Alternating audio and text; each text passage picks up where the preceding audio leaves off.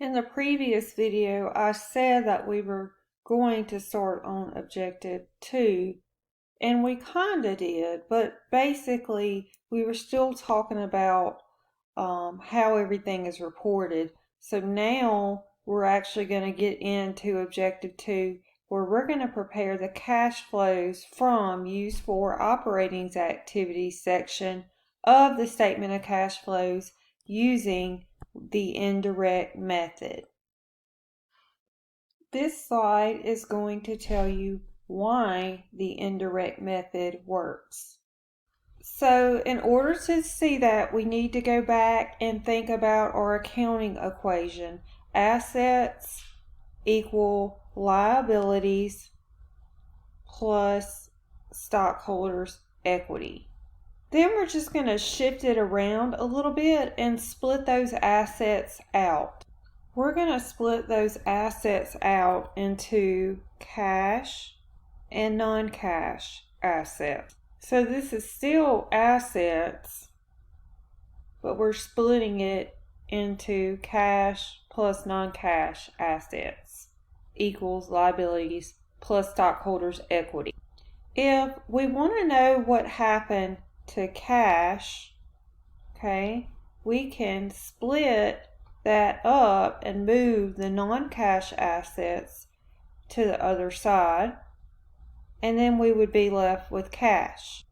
We can then say that the change in the cash amount is equal to the change in the liabilities plus the change in the stockholders' equity minus the change in non-cash assets. So let's take a look at this and see how we can make this piece of information useful to us. This is an income statement that we're going to use. We're going to use some of the numbers on it. We're going to take those, and first we need to look at net income. We will be using the net income, and it's $108,000. Okay, so that is going to be, let me erase that. That number is going to be right here, your bottom line. Then you're going to look at net income. You're going to look on the income statement and look for any items that affected net income that are not cash expenses. So depreciation expense. It decreased net income, but it is not the actual amount that we spent on the equipment. So it's an expense that reduced net income, but it's not the amount we spent on the equipment.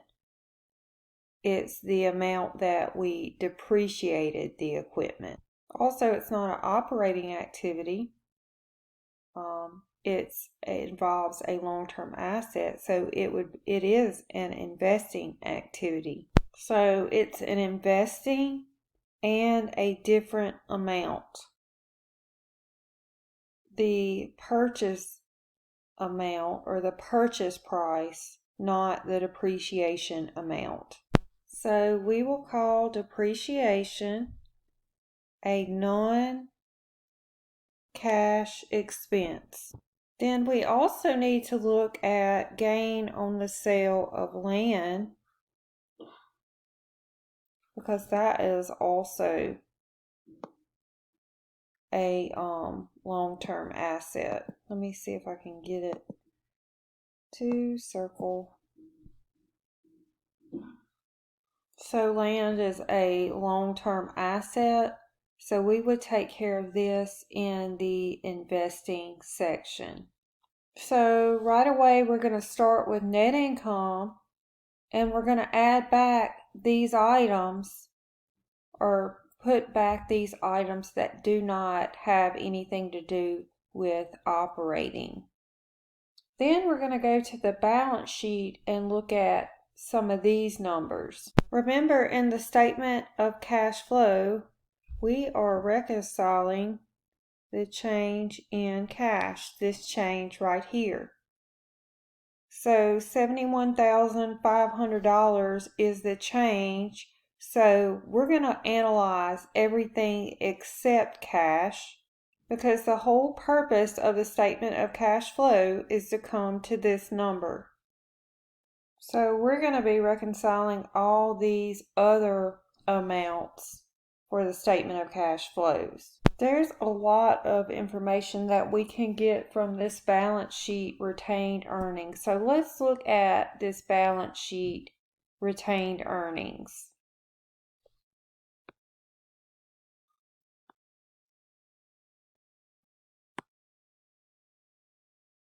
Retained earnings, remember, is just net income, the beginning retained earnings balance, plus net income minus distributions. So in 2017, we had 80 and then 202.3, and then we ended up with 282.3. And this change of 80,000, we can look to see how we got this change by looking into the retained earnings account. So we had some dividends declared and net income, and some more net dividends declared, and that got us to our ending balance. We can use this information as we go, and I will show you how. So retained earnings had the net change of $80,000, and that change is from the net income making it go up and the cash dividends making it go down. Remember, the net income is the first amount reported in the cash flow from operating activities, and that was $108,000. Remember, we got that amount from the income statement. We start with net income, and we're not going to use the dividends until we get to the financing section. All right, that $108,000 of net income is not our cash flows from operations, because remember, we use the accrual method of accounting. We need to add back depreciation because that was a non-cash expense, and we need to remove our gains and losses because this was not cash that came in. And we also have to take into account anything that was accrued for. Like if we had an accounts payable or an accounts receivable, and we're going to be backing into the cash basis of accounting. Because remember, our net income amount of $108,000 is the accrual method of accounting. And right now we need cash-based accounting. So here's how we do that. We start with our net income, and then we add back any depreciation. If we have any amortization of intangible assets, it works the same as depreciation. We add that back.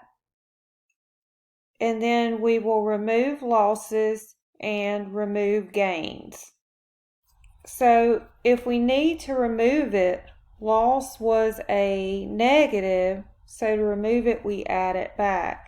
If we need to remove a gain, the gain was a positive, so to remove it, we would decrease or subtract. That's why the gain is in parentheses, because we would subtract. The next step is to analyze the changes in any current operating assets and liabilities. I'm going to tell you the rule for this, and then I'm going to tell you the why behind the rule. and then you can memorize the best way that works for you. So we're going to analyze the change in current assets and liabilities. So if the change in a non-cash current asset goes up, we go down. So it goes opposite.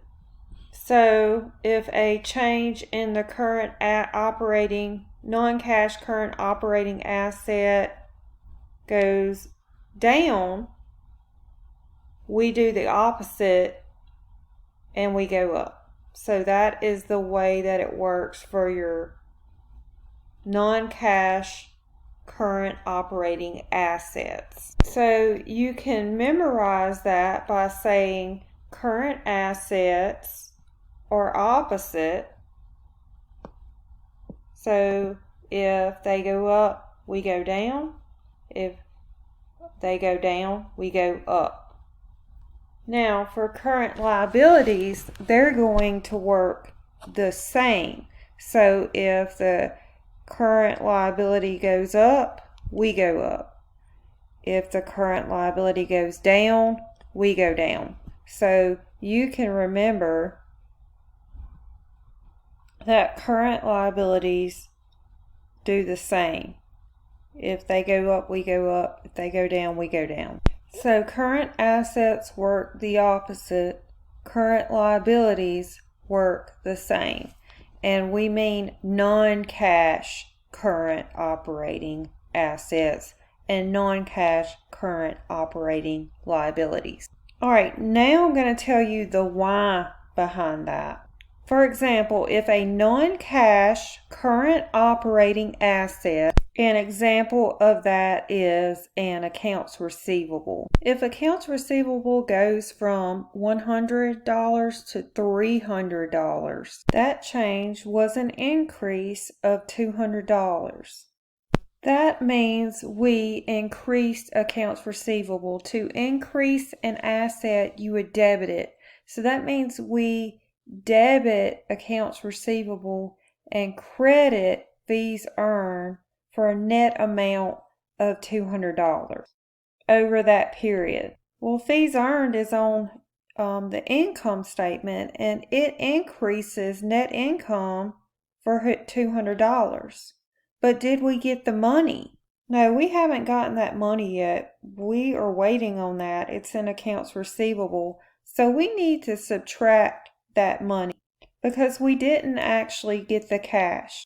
That is the why behind this. So if accounts receivable goes up, we subtract it out because we haven't gotten the money yet.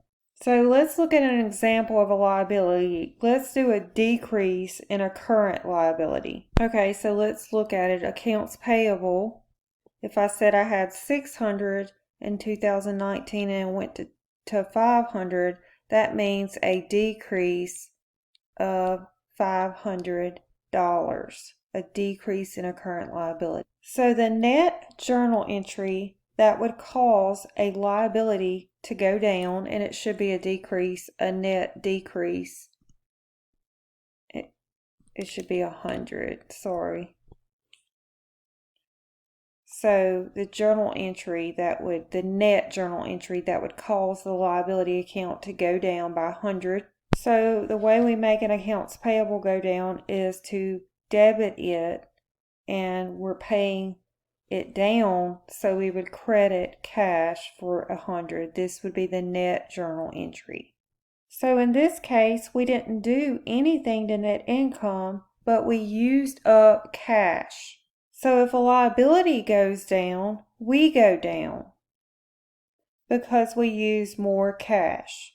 So what I would say is that this part will make more sense over time. But for now, you can memorize that current assets work the opposite. We go up, they go up, we go down. They go down, we go up. Current liabilities work the same. They go up, we go up. They go down, we go down.